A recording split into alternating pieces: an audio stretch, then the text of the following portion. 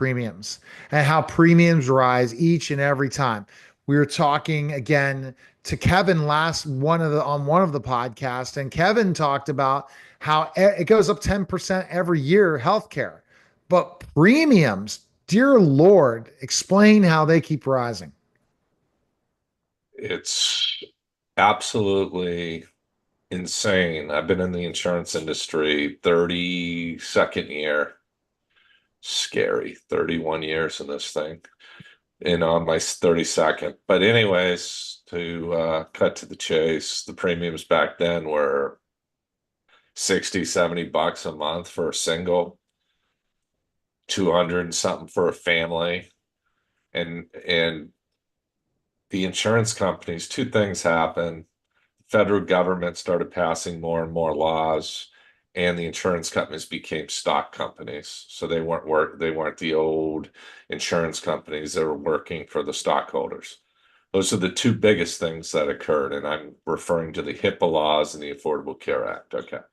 So what happened then is the rates started getting up to, for a family, $1,000 a month. So it was like the cost of somebody's mortgage.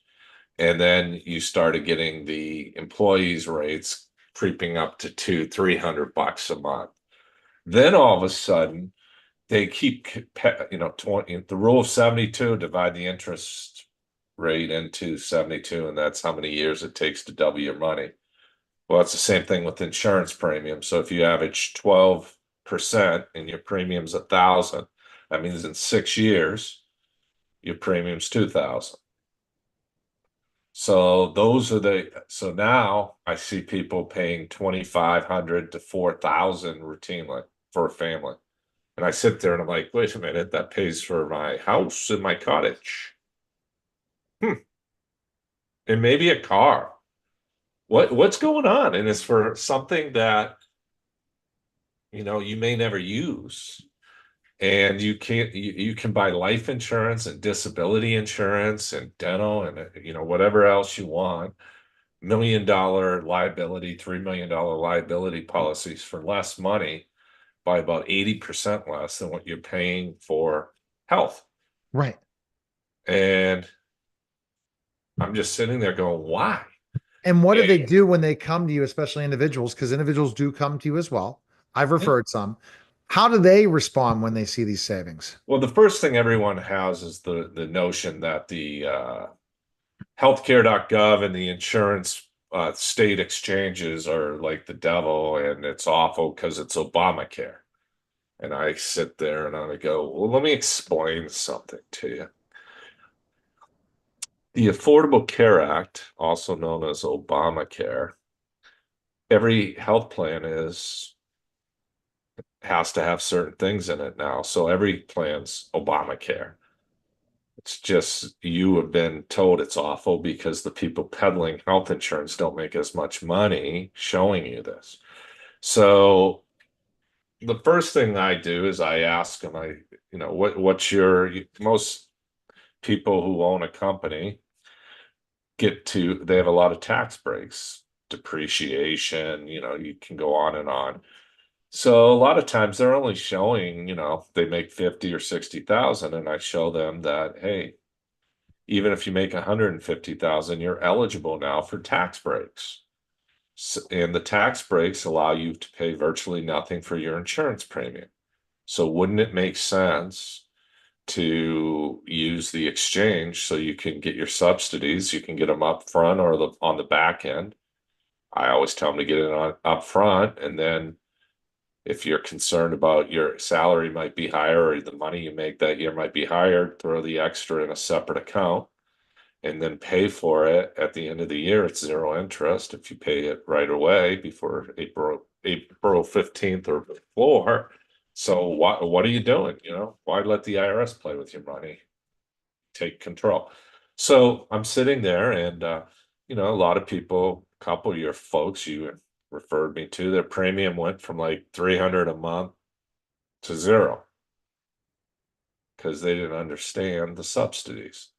And a lot of people are buying this Christian health insurance plans. Yeah. Yeah, I did it before.